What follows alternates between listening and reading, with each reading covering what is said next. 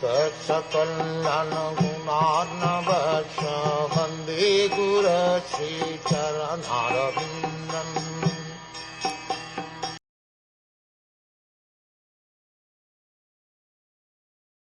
The personality of Godhead, the all-compassionate controller of both the spiritual and material creations, is unborn. But when there is friction between his peaceful devotees and persons who are in the material modes of nature, he takes birth just like fire, accompanied by the Mahat Tattva. The devotees of the Lord are by nature peaceful because they have no material hankering. A liberated soul has no hankering, and therefore he has no lamentation. One who wants to possess also laments when he loses his possession. Devotees have no hankerings for material possessions and no hankerings for spiritual salvation.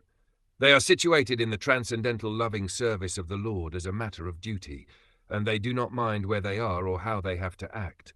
Karmis, Jnanis and Yogis all hanker to possess some material or spiritual assets. Karmis want material possessions, Jnanis and Yogis want spiritual possessions, but devotees do not want any material or spiritual assets. They want only to serve the Lord anywhere in the material or spiritual worlds that the Lord desires, and the Lord is always specifically compassionate towards such devotees. The Karmis, Jnanis and Yogis have their particular mentalities in the modes of nature, and therefore they are called Itara or non-devotees. These Itaras, including even the Yogis, sometimes harass the devotees of the Lord. Durvasa Muni, a great yogi, harassed Maharaj Ambarish because the latter was a great devotee of the Lord. And the great Karmi and Jnani Hiranyakashipu even harassed his own Vaishnav son, Prahlad Maharaj. There are many instances of such harassment of the peaceful devotees of the Lord by the Itaras. When such friction takes place, the Lord, out of his great compassion towards his pure devotees, appears in person, accompanied by his plenary portions controlling the Mahat Tattva. The Lord is everywhere, in both the material and spiritual domains, and he appears for the sake of his devotees when there is friction between his devotee and the non-devotee.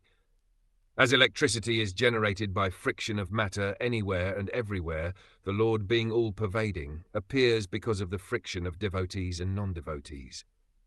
When Lord Krishna appears on a mission, all his plenary portions accompany him. When he appeared as the son of Vasudev, there were differences of opinion about his incarnation. Some said he is the Supreme Personality of Godhead, some said he is an incarnation of Narayan, and others said he is the incarnation of Kshirodakashayi Vishnu. But actually, he is the original Supreme Personality of Godhead, Krishna's two Bhagavan Swayam and Narayan. The Purus and all other incarnations accompany him to function as the different parts of his pastimes. Mahad Amsha Yukta indicates that he is accompanied by the Purusas, who create the Mahat Tattva. It is confirmed in the Vedic hymns, Mahantam Vibhumatmanam. Lord Krishna appeared, just like electricity, when there was friction between Kamsa and Vasudev and Ugrasen. Vasudev and Ugrasen were the Lord's devotees, and Kamsa, a representative of the Karmis and Jnanis, was a non-devotee. Krishna, as he is compared to the sun.